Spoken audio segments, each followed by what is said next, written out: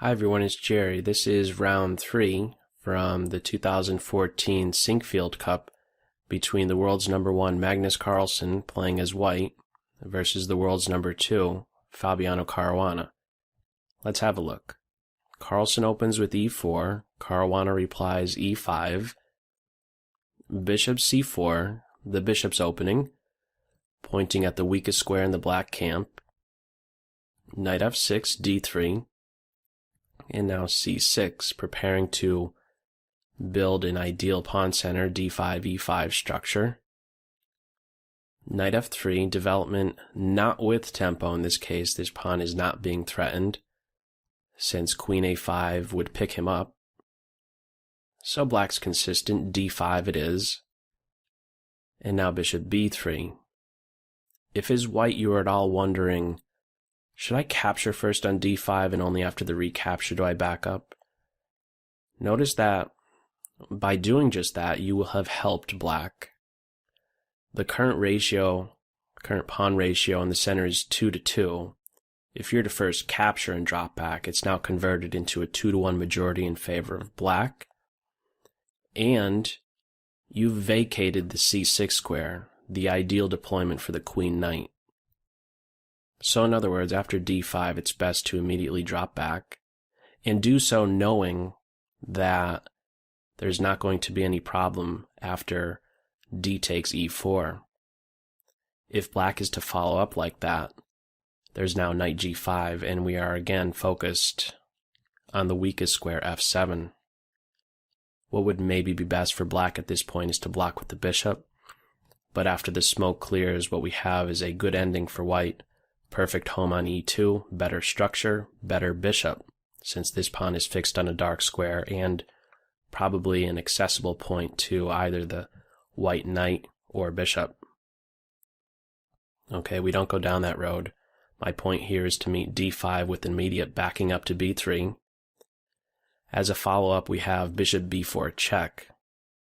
This move will inconvenience white in some way, regardless of how white replies. In the game it was c3, and then the bishop drops back to defend e5.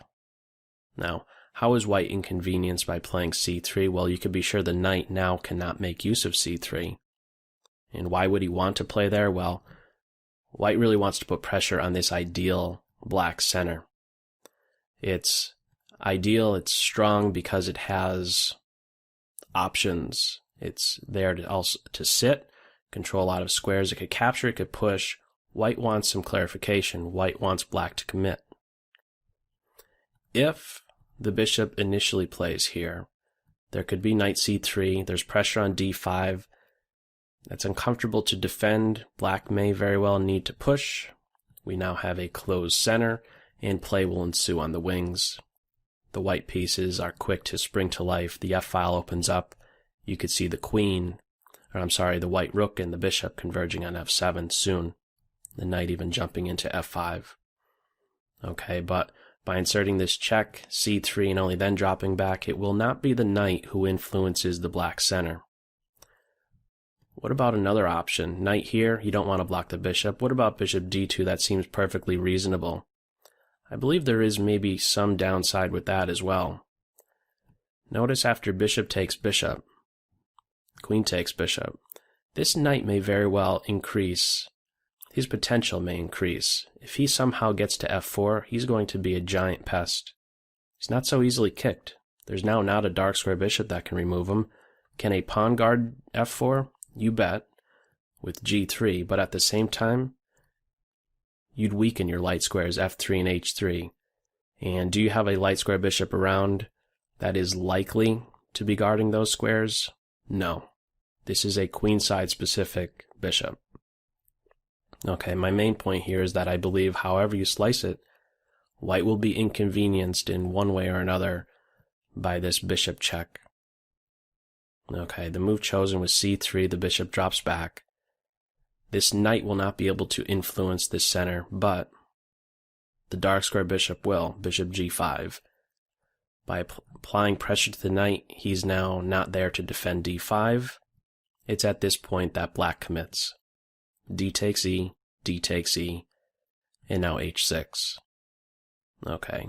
White wants to keep the pin, bishop H4, and now queen to E7, reinforcing the E5 point. The knight wants to play here, but that would be dropping the bishop. So it's first queen E7, knight B to D2, knight B to D7, and now bishop G3. This move initially struck me as a bit odd, to pull the bishop off of this diagonal, to remove the pin, in other words. But it's there to put direct pressure on E5, and by doing so, maybe deterring black from trying some knight transfer to G6. That might be some idea that black has, but by keeping pressure on E5, this is probably not a good choice. As an example, let's say in this position the bishop first backs up to C7, getting out of potential threats on the D file by the queen or even the knight. Suppose after this bishop C7 move white castles, and now black tries to go for something like knight F8 to G6, or something like knight F8, G5, and only then knight to G6, looking to sink into the F4 square. Notice how as soon as a move like this is played, due to the pressure on E5, there is this tactic. Bishop takes E5, bishop takes, knight takes. Black is there, winning a piece, but only temporarily, because now what follows is knight C4, hitting the queen, and that knight will be hopping into D6 with great effect soon thereafter. Queen H5, knight D6, in fact, immediately. King E7, you get the idea. Black is running for his life. If queen takes queen, there's pawn takes knight, king takes, rook takes with check, and at the end of it, what do we have? White in the driver's seat. White is winning, getting the piece back, material plus as well. Okay, we don't go down that road. My main point here is that there is a reason that white has to unpin the F6 knight. Okay, bishop G3 it is. Bishop C7, again, getting out of the line of fire, getting off of the only open file. White castles, knight H5. So with this, we're now going to have an imbalance. We're going to have a knight for bishop exchange. The move played here was H3. Notice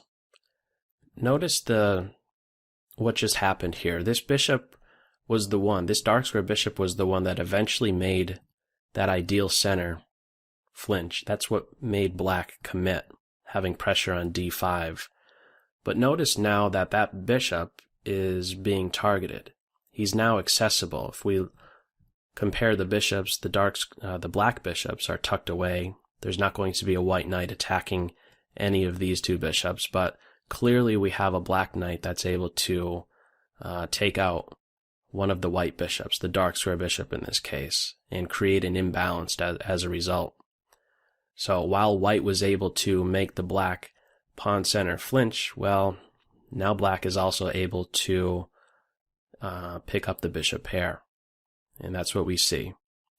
The move played here, H3, is one that I really have a difficult time understanding. I'm not quite sure why that move was played. I could see ideas of maybe wanting to stop a bishop or a knight from making use of this square, but to be perfectly honest, I just don't know why H3 was played here. Okay. The follow-up was knight takes bishop, pawn takes knight, and now knight to C5. Let me point out that these last couple moves by white, by playing H3, that weakens G3, and after pawn takes G3, that also weakens G3.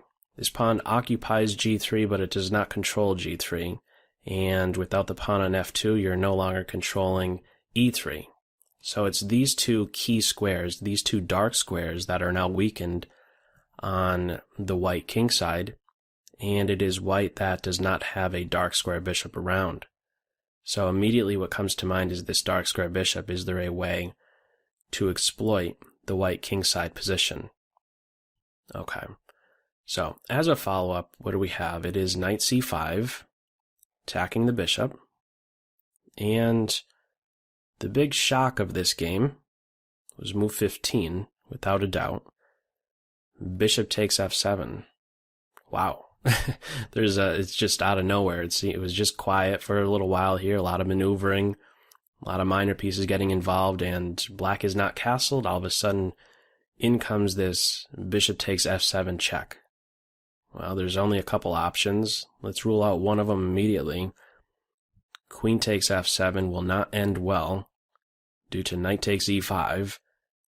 Best is probably to take the rook. If you're doing something else, you are inviting the queen into the black position with check, and you're going to get killed very soon. Okay, let's not even go any further there.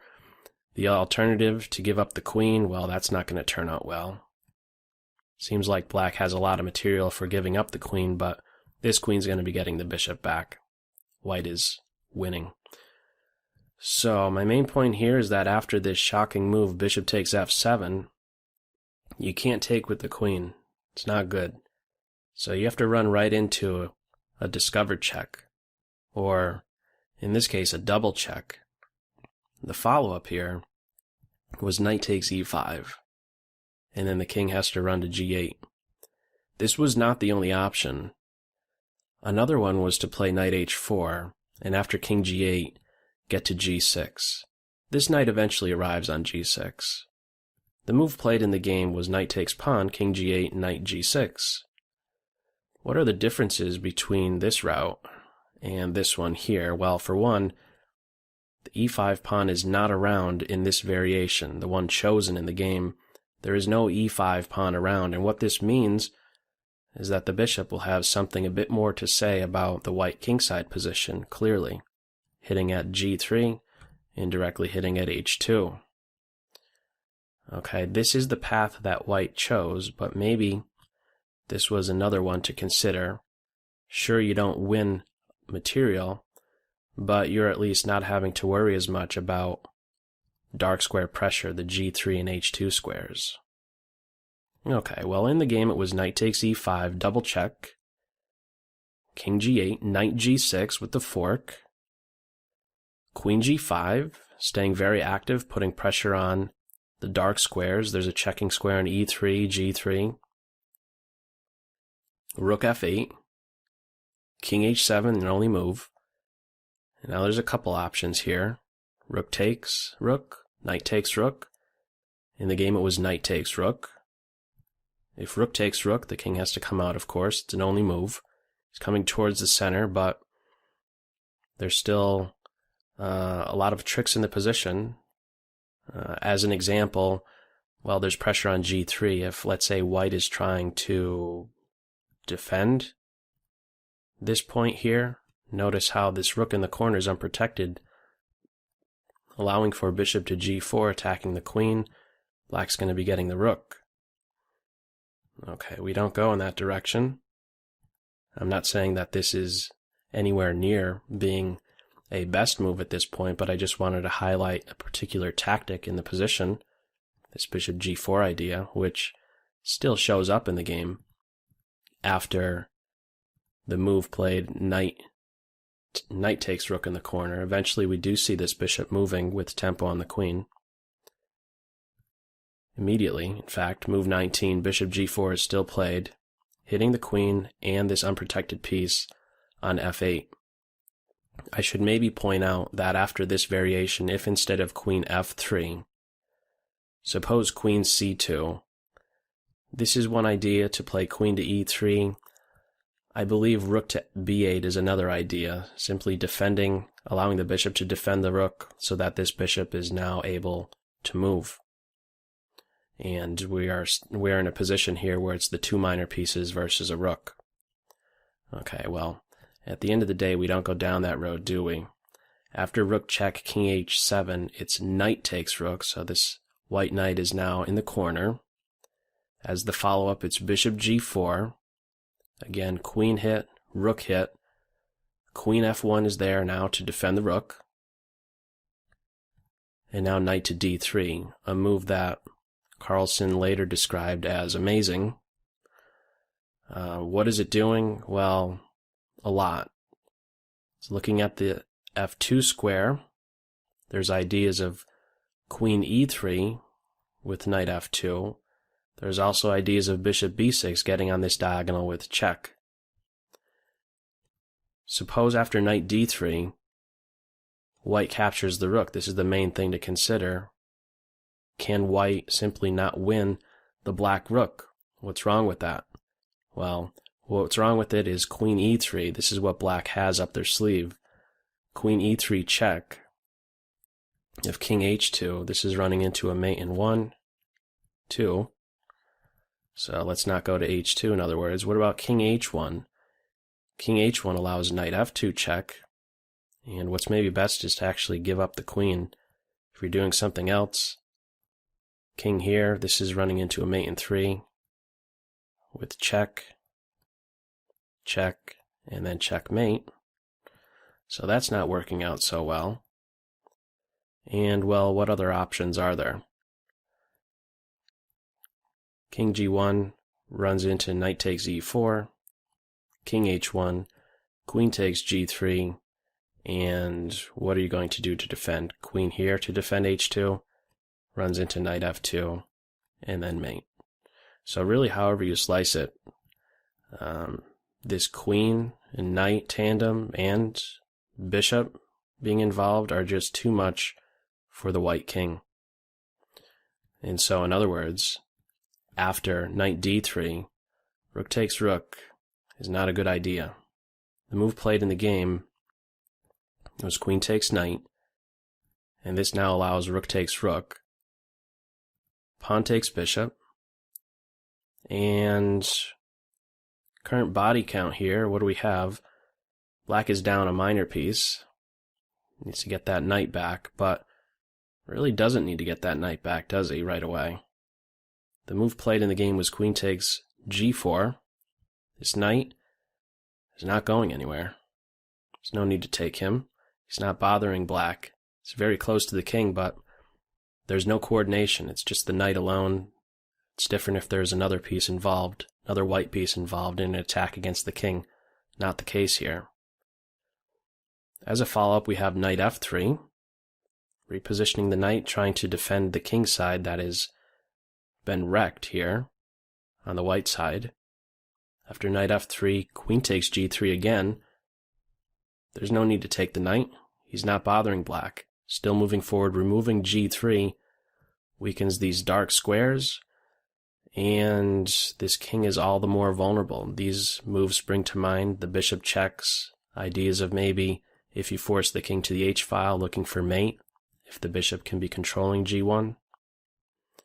So we're not still. Second move in a row. Caruana is not grabbing the knight, but grabbing another pawn. More vulnerable white king as a result. e5 with check, so okay, finally, king takes knight is played. e6, this pawn is looking to stir up some trouble, clearly. A couple steps away. e7 would come with tempo. As a follow-up, we have bishop check, king h1. This king is just barely hanging on. If this knight is not around to defend h4, queen h4 is going to be mate.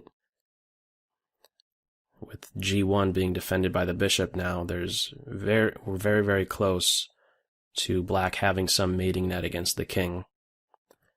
So after king h1, it's queen g4, which has the h5 square now available, which would force the knight into a defensive post, knight h2. Queen d6 throws a punch at the rook.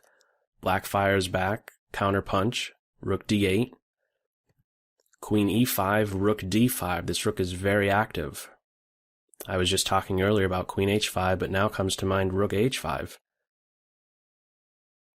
Queen to b8. Need to be direct.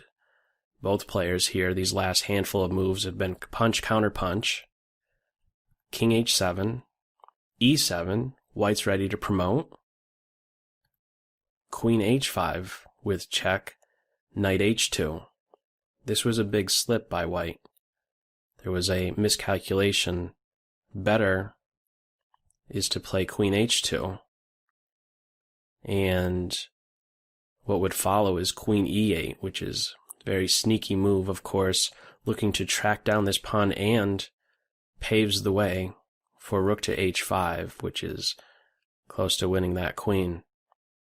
A best move, if this was the move played right here by white to block with the queen on h2, after queen e8, what's maybe best is g4 to defend the h5 square, but this is certainly weakening the white king. This diagonal, the knight is now without support. Black can grab that pawn, black is up a pawn, better king position, and this is going to be tough to defend. I don't believe that there is a defense if black plays accurately here. It's just too much. Heavy pieces on the board, bishop, too much going for black in this line. One other line might have included rook to e1, but that could be met with bishop f2, and if the rook leaves the back rank, like rook here, well, the rook is going to come down to d1. You have to block like this, and then white is winning material. And, well, where else are you going to go with the rook? Rook here allows for rook h5, and the best that white could do is give up the queen in the following way. And this here is a very interesting position. There may very well be some chances to organize a fortress, but keep in mind with this 2-to-1 majority, black is always able to create a pass pawn, maybe a g pawn or h pawn, and maybe one day the king could even sneak over in this direction to put pressure on the b pawn, and there could be a timely queen sacrifice of the b pawn, and then the king could grab the white pawns over on this side of the board, on the queen side. I'm just trying to give some idea of a direction you could go if this was the position and white is trying to hold or build some fortress. I played around with this for a little bit, and I had a difficult time seeing exactly what the correct method would be, but I believe that this is some idea to bring the pawn down to a4 to lock these pawns. The rook really doesn't want to leave the second rank. Maybe there's a way that this king could somehow cross over here and put pressure again on this b pawn, and there's a timely queen sacrifice on b2. The rook has to give itself up after black has already, let's say, created a passed pawn over here on either the g or h files.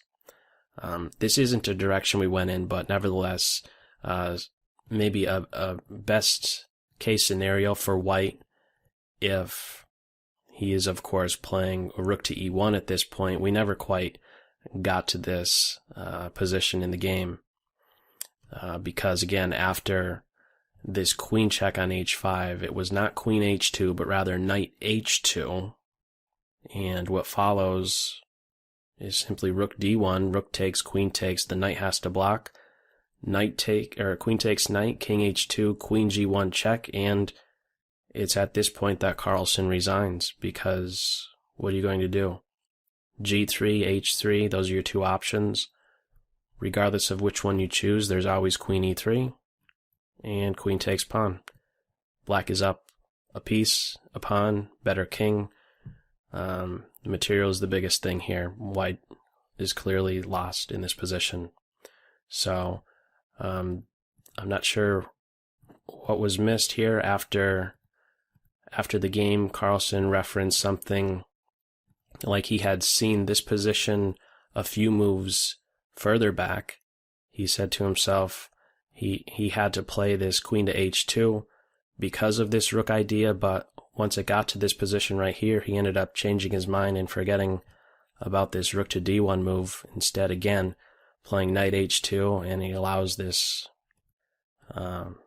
first rank check. The knight is again picked up, and after queen g1 again, it is at this point that Carlsen resigned. So that's all for this video. As always, I hope you got something out of it. Take care. Bye. Magnus replying e5. knight f3, knight c6, and d4 enters the Scotch opening. And now on move 4, black has a decision, opting for bishop c5,